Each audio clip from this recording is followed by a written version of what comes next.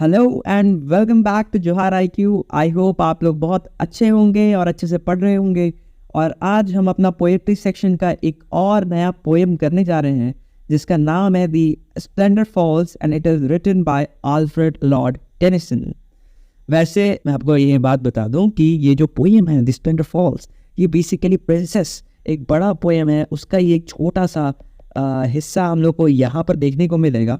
और ये जो प्रिंसेस है बेसिकली एक थोड़ा सा मतलब कोई भी वुमेन की लाइफ को बताता है कि उनके पास कैसे राइट्स की कमी रहती है वगैरह वगैरह, मतलब सारा पॉलिटिकल सिचुएशन, सोशल सिचुएशन को बताता है। और उसका एक ये छोटा सा पार्ट द स्प्लेंडर फॉल्स जो कि आज हम लोग देखने जा रहे हैं, and it is written by Alfred Lord Tennyson. Now इस वीडियो में हम लोग क्या देखेंगे, हमेशा की तरह ऑथर के बारे में जानेंगे और कुछ नया जानेंगे ऑब्वियसली, एंड पोएम, एंड फिर हम लोग थीम्स को देखेंगे। नाउ मूविंग फॉरवर्ड, ऑथर देखो यहाँ पे हमारे अल्फ्रेड लॉर्ड टेनिसन जी हैं। आप इनके बारे में पढ़े, देखिए इनका जन्म हुआ था यूनाइटेड किंगडम में। ये जो टिम्बक्टू है ये बेसिकली फर्स्ट टाइम इनको चैंसलर्स गोल्ड मेडल का अवार्ड मिला था इस पर्टिकुलर पोएम के कारण। And he graduated from basically Cambridge university. तो इनके बारे में थोड़ा बहुत लिखा हुआ है, आप इधर देखिए। मैं आप लोगों को इनके बारे में कुछ अलग बताता हूँ, लाइक इनका लाइफ, इनका थोड़ा बैकग्राउंड, फैमिली बैकग्राउंड, तो थोड़ा सा हम लोग समझ पाएंगे। जो स्प्लेंडर फॉल्स आज हम पढ़ेंगे तो इसमें जो नेचुरल कनेक्ट हम लोग देखने वाले, नेचर के साथ जो कनेक्शन यहाँ पे दिखाया जाएगा इस पोएम में, तो उसका शुरुआत बेसिकली पोएट के साथ कैसे होता है, पोएट कैसे कनेक्टेड है, why he rights so much about nature. तो पहले वो जानने के लिए फर्स्ट ऑफ ऑल हम लोग को जानना पड़ेगा कि इनके जो पिताजी थे, ठीक है, एक सेकेंड। नाउ जो इनके पिताजी थे ये बेसिकली रेक्टर थे, ये बेसिकली एक पुरोहित, हिंदी में कह सकते हैं पुजारी टाइप, मतलब जो बिशप होते हैं एक चर्च में, वो थे, ठीक है। और इनका जो रेक्टरी था, जो घर था, ठीक है, वो बेसिकली बहुत ही प्यारे सुंदर से लैंडस्केप के आसपास होगा। एंड उनको बचपन से ही ना उसमें बहुत बहुत ज़्यादा इंटरेस्ट था। प्लस इनके जो पिताजी थे ना वो थोड़ा एकेडमिक के पीछे बहुत ज़्यादा भागते थे। तो इनका जो एकेडमिक जर्नी फिर रहता है अल्फ्रेड लॉर्ड टेनिसन का, वो भी बहुत ही ज़्यादा अच्छा रहता है। ये कैम्ब्रिज यूनिवर्सिटी से पास आउट रहते हैं, ठीक है। और उसके बाद ये बहुत सारे पोएम्स वगैरह लिखते हैं, एंड वी विल सी ये बहुत सारे पॉलिटिकल पोएम्स भी लिखते हैं, जो कि बहुत ही अच्छी बात है, आप कह सकते हैं। वो जो उस समय का सिचुएशन था उसको ये बहुत अच्छे से डिफाइन कर देते हैं अपने पोएट्री के थ्रू, ठीक है। जैसे मैंने आपको बताया कि ये जो प्रिंसेस था उसमें वुमेन के बारे में बताते हैं, and it's totally on the feminist line, ठीक है, वो जो पोएम है basically. Now moving towards the poem, तो आज हम इस पोएम में क्या जानने वाले, तो थोड़ा सा इसका स्ट्रक्चर भी देख लेते हैं। तो इसका स्ट्रक्चर कुछ इस प्रकार से है कि पहली बात तो ये एक लिरिकल पोएट्री है, ठीक है। देखिए पोएट्री 3 तरीके की होती है, उसमें से जो ये लिरिकल पोएट्री है ये एक पार्ट है। अब देखिए तो ये जो पोएम है यहाँ पे हम लोग स्टार्ट करेंगे तो हमें सबसे पहले नेचुरल ब्यूटी दिखाई जाएगी, ठीक है। यहाँ पे बेगुल का बात किया जाता है, ठीक है। और उसके बाद यहाँ पे हम लोग को एक इमॉर्टैलिटी का थीम भी बताया जाएगा। स्टार्टिंग में दिखाया जाएगा कि जो इको रहती है, जो आवाज़ रहता है, वो कहीं ना कहीं मरते जाती है, खत्म होते जाती है। एंड जो नेक्स्ट फेज है लास्ट में एक ऐसे रोमांटिक पार्ट थोड़ा सा आता है, वहाँ पे बताता है कि जो लवर्स रहते हैं उनके बीच में वो हमेशा चलता रहता है, वो बढ़ता रहता है लव बेसिकली। तो कुछ खास स्ट्रक्चर है नहीं, ये हम लोग पोएम को पढ़ के ही समझ जाएंगे, ठीक है। कुछ खास है नहीं इसमें बताने के लिए, लेकिन तभी इतना जान लिए। अब चलिए हम लोग पोएम को स्टार्ट करते हैं, and here it goes. 3 stanza में पूरा पोएम खत्म हो जाएगा और छोटा सा पोएम में जल्दी खत्म हो जाएगा। Now see the splendour falls on castle walls and snowy summits old story. Now देखो यहाँ पे क्या होता है कि ये जो कासल वॉल्स है, ठीक है, आप कासल जानते होंगे। कासल इज बेसिकली जो महल टाइप का आप समझ लो, ठीक है, अच्छे बड़े बड़े पैलेस टाइप के घर। तो ये कह रहे हैं कि देखो कैसे यहाँ पे ये जो सनलाइट है that is falling on the castle walls, and he is also talking about the summits, basically mountain tops, मतलब जो एकदम नोखिले माउंटेन्स रहते हैं, तो उसके बारे में बात कर रहे हैं। तो ये बोलते हैं देखो समिट्स में भी कैसे यहाँ पे ये जो सनलाइट है that is basically falling, the long light shakes across the lakes. अभी देखो यहाँ पे ना एक बहुत ही प्यारा सा इल्यूजन होता है, और ये लाइन एक बार फिर से पढ़ो, the long light shakes across the lake. How can light shake, right. लेकिन कभी आप देखो क्या, कभी भी लेक वगैरह में आप रहोगे तो हल्का सा भी अगर उसमें वेव्स वगैरह रहता है, and when light falls from sun, कोई भी लाइट हो, ठीक है। तो वेव्स के कारण ना ऐसा लगेगा कि जो लाइट है ना दैट इज ऑल्सो शेकिंग, ठीक है, लाइट में भी बेंड दिखता है हम लोग को, ठीक है। And he is talking about that bending basically इस लाइन में। And the white cataract leaves in glory. Cataract का मतलब होता है आपका वाटरफॉल, और फिर यहाँ पे पोएट कहते हैं एंड द वाइल्ड कैटरैक्ट, जो एकदम कोई जंगलों के बीच में ये जो वाटरफॉल है, इट लीव्स इन ग्लोरी। ये जो वाटरफॉल है and it is very happy because of that sunlight and it is enjoying that particular sunlight basically. फिर नेक्स्ट लाइन में यहाँ पे ये बोलते हैं blow bugle blow set the wild echoes flying। ये ब्यूगल जो है ये बेसिकली एक इंस्ट्रूमेंट है, ठीक है, जिससे ऑब्वियसली साउंड बाहर आता है। तो नाउ व्हाट इज हैपनिंग ना कि ये जो पोएट है ही is telling that blow bugle blow, मतलब ये डायरेक्टली वो जो नॉन लिविंग थिंग, ऑब्वियसली कोई भी इंस्ट्रूमेंट हो, म्यूजिकल इंस्ट्रूमेंट, वो अचानक खुद से नहीं बच सकता, ठीक है। But here you can see that this poet is basically ordering, इस तरीका से आप फील कर सकते हो, ठीक है, दैट दिस ब्यूगल को बोलते हैं कि बजो ब्यूगल बजो, set the wild echoes flying. जो ये इकोज होते हैं, इकोज बेसिकली जो आवाज़ टकरा के वापस आता है तो हम लोग को वापस से कोई भी चीज़ को सुनने को मिलता है। तो पोएट ऐसा कहना चाह रहे हैं कि जो इकोज हैं, let them fly far away, blow bugle and set echoes dying dying dying. अब जैसे पोएट यहाँ पे बोलते हैं ब्लो ब्यूगल, ठीक है, अब इसका इको होता है बहुत बड़ा, ठीक है। तो यहाँ पे भी आप देख सकते हो जब ये बोले ब्लो ब्यूगल तो उधर से एको भी आंसर करता है, मतलब जो आप बोलोगे वही चीज़ आप वापस सुनते हो, राइट। तो यहाँ पे भी आप देखो ये जो एको है तो वो वापस उनके कानों में सुनाई देता है और फिर धीरे धीरे करके वो एको मरता जाता है, मरता जाता है और मरता जाता है। देखो कभी भी अगर आपने लाइफ में एको ट्राई किया होगा, ठीक है, जो आवाज़ आती है इट वुड बी, हाँ आपने सुना ही होगा, कभी भी कदार आप देखते होंगे लाइक माइक वाइक में जब आवाज़ आती है इट इज़ लाइक दैट, कुछ भी आप बोलो, ब्यूगल ही बोलो तो ऐसा आएगा, ब्यूगल ड्यूगल ड्यूगल ड्यूगल, ऐसे करके ख़त्म होते जाता है। इट स्टार्ट्स डाइंग, वो धीरे धीरे जो इंटेंसिटी रहती है साउंड की वो ख़त्म होते जाती है, ठीक है। तो वही यहाँ पे पोएट लिखते हैं, it goes dying dying and dying, ठीक है। Now moving forward, O hark O hear. Hark का मतलब होता है टू लिसन, बेसिक है बहुत। O hark O hear how thin and clear and thinner clearer farther going. Now here poet says that O listen, ये बस सुनो तो, हाउ थिन एंड क्लियर, कितना पतला आवाज है। यहाँ पे थिन से इनका कहने का मतलब हो सकता है that it is high pitched voice, ठीक है, थोड़ा सा स्ट्रेल है, जैसे लड़कियों का होता है ना पतला आवाज, ठीक है, हाई पिच्ड वॉइस। तो थिन देखो ये कितना प्यारा और थिन है और कितना क्लियरली सुनाई दे रहा है ये पर्टिकुलर आवाज़ जो है। And thinner clearer farther going, और जितना दूर जा रहा है उतना ही ज़्यादा और पतला होते जा रहा है और उतना ही ज़्यादा क्लियर होते जा रहा है, ऐसा यहाँ पे पोएट कहते हैं।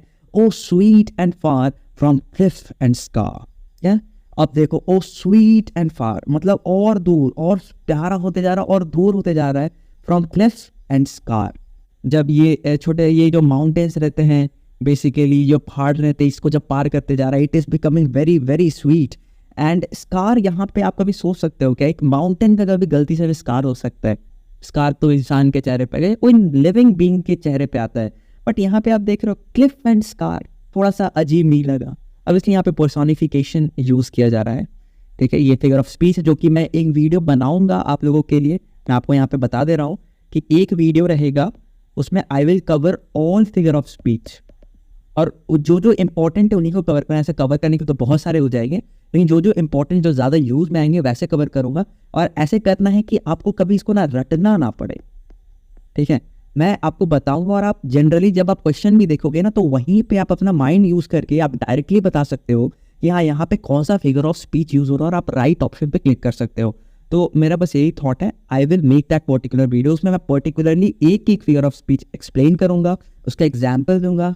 ऑब्वियसली खाली पोएम से नहीं रहेगा जो हम लोग पढ़ रहे हैं, उसके अलावा भी इधर उधर से रहेगा कि जनरल अंडरस्टैंडिंग हो आपके पास, and you can do that. फिर जहाँ तक बात रहा राइम स्कीम का एंड मीटर का, तो ऑब्वियसली वो थोड़ा सा याद करना पड़ेगा, बिकॉज वहाँ पे आपको पोएम लिख के तो देगा नहीं क्वेश्चन में, तो वो मैं वही वीडियो में एक पहला पार्ट में उसको भी कवर कर दूंगा, एंड सेकेंड पार्ट जो उसमें रहेगा उसमें ये बेसिकली आपका सारा फिगर ऑफ स्पीच में क्लियर कर दूंगा, don't worry about it. Now see, oh sweet and far from cliff and scar, the horns of Elsand faintly blowing.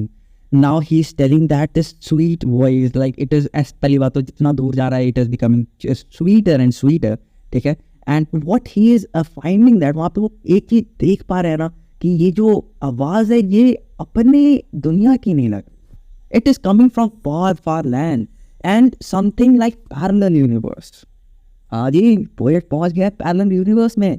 ये जो एल्फलैंड है ना बेसिकली एक बॉर्निंग क्रिएचर, अगर आपने हॉबिट मूवी देख रखा है, अगर आपने हैरी पॉटर भी देख रखा है, तो हैरी पॉटर में एक छोटा सा ऐसा क्रिएचर रहता था जिसके लंबे लंबे कान होते थे, वो बेसिकली स्लेव रहता था, उसका मुझे अभी एग्जैक्टली नाम याद नहीं आ रहा, ठीक है। तो बूढ़ा सा अजीब सा दिखता था, तो बेसिकली उसके बारे में बात कर रहे हैं। और ये जो एल्फ होता है ना ये बेसिकली एंग्लो सैक्सन हिस्ट्री मतलब माइथोलॉजी से बेसिकली लिया गया है, एंग्लो सैक्सन, जो कि हम लोग ऑब्वियसली इसी बाव में पढ़ रहे थे, तो वही चीज़ है। एंड तो वहाँ से इसको उठाया गया है। एंड ये जो एल्फलैंड है बेसिकली उन जो बौने लोग रहते हैं उनका ये दुनिया के बारे में बात किया जाता है। और मिथ के हिसाब से आप ये समझ ले कि इट इज़ टोटली पैरेलल, जो हम लोग का यूनिवर्स ऐसा चल रहा है तो उनका भी एक कोई पैरेलल यूनिवर्स है वो भी चल रहा है, ठीक है। तो वही तो ऐसा लग रहा है ना कि उस पैरेलल यूनिवर्स से वो आवाज़ आ रही है। Now blow let me here the purple glens reply. Glens का मतलब होता है माउंटेन्स, सॉरी ग्लेंस का मतलब होता है वैली, ठीक है, घाटी जिसको हम लोग बोलते हैं हिंदी में। Now see blow let we hear the purple glens replying. अब यहाँ पे ना ये बताया गया है कि ये जो वैली है दैट इज पर्पल। लाइक अभी हम लोगों ने क्या देखा, मोस्ट प्रोबेबली ऐसा था कि सनराइज का सिचुएशन चल रहा था, बट टाइम इज चेंजिंग। और अल्फ्रेड लॉर्ड टेनिसन का ये बहुत प्यारा चीज़ है ना कि टाइम इनके पोएम में बहुत जल्दी जल्दी चेंज होते रहता है, ठीक है। अब यहाँ पे देखो, अब यहाँ पे बोला कि यहाँ पे एक पर्पल सा टिंट है जो माउंटेन के ऊपर आपको थोड़ा बहुत सा यहाँ पे पर्पल कलर दिख रहा है, that is because of sunset, ठीक है। तो यहाँ पे जो समय आप समझ सकते हो इट इज सनसेट वाला समय आप देखें यहाँ पे। And blow let me hear now he is telling that ये जो वैली है they are replying now like blow करो हम लोग को भी सुनना है, blow bugle answer echoes dying dying dying. फिर again blow bugle answer echoes, फिर सेम लाइन जो हम लोगों ने पहले पढ़ चुका है। And then again echo would reply and it will die, die and die.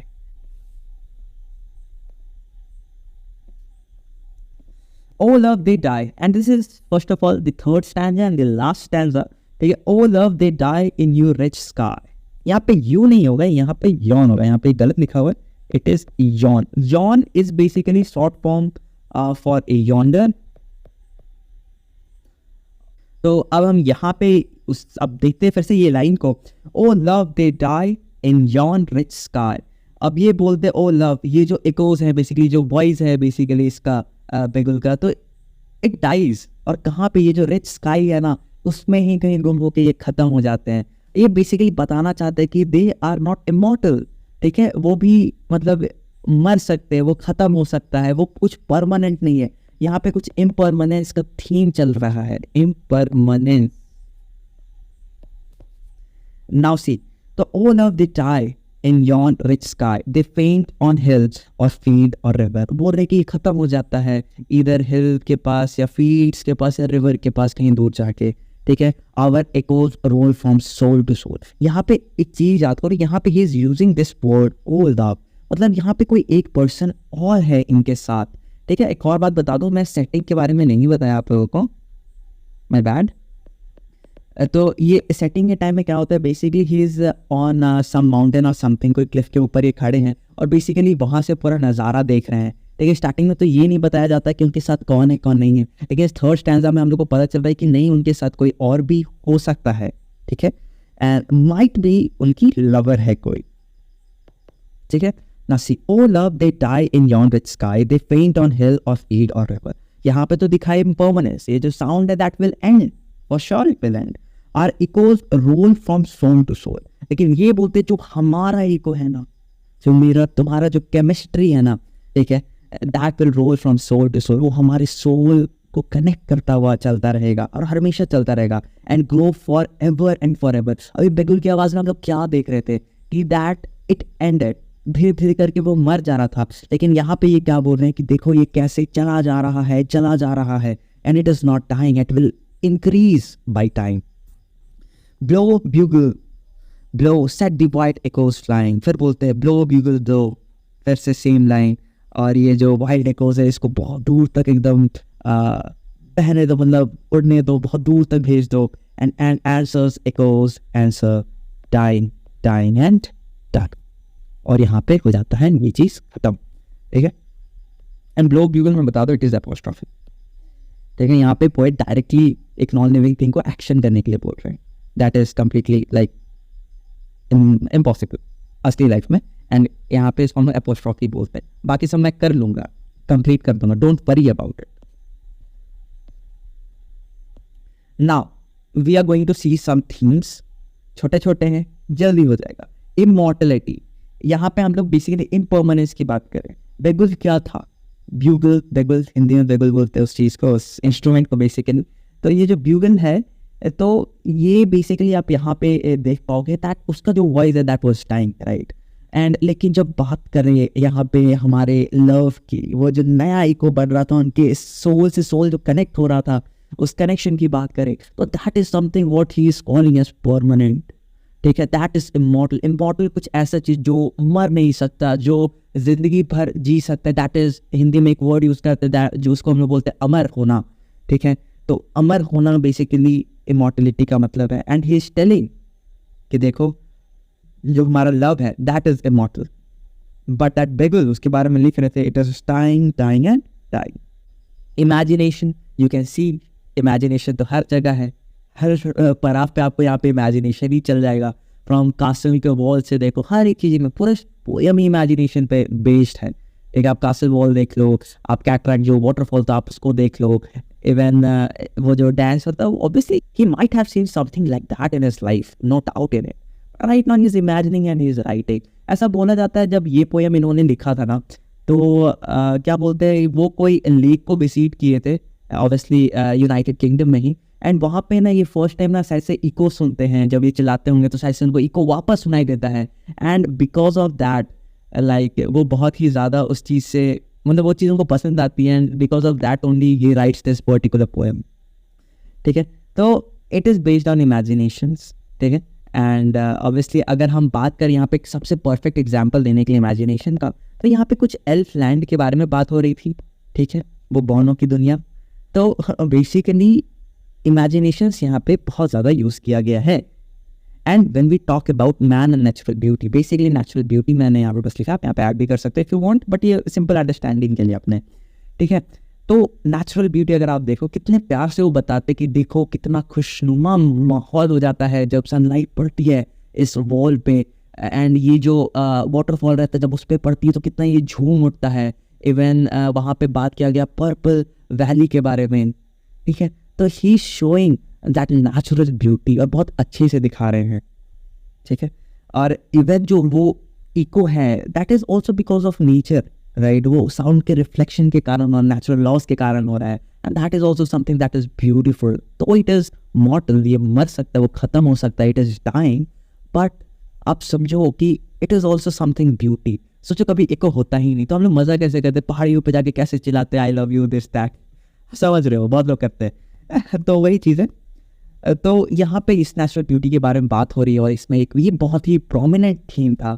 और इसके साथ हमारा ये एक और पोएम ख़त्म होता है, ठीक है। एंड आई होप आपको वीडियो अच्छा लगा होगा। इसका जो PDF है डाउनलोड कीजिए टेलीग्राम से। और मैं एक बात यही बोलूँगा कि आप एक बार कम से कम इस पोएम को पढ़ो, ठीक है। वीडियो सुनने के बाद पढ़ो या पहले एक बार पढ़ लो फिर वीडियो सुनो, तो इससे ना बहुत ज़्यादा क्लैरिटी आएगी, ठीक है। एंड PDF आपको मिल जाएगा टेलीग्राम पे, टेलीग्राम का लिंक है डिस्क्रिप्शन में। एंड थैंक यू, मिलते हैं अगली वीडियो में।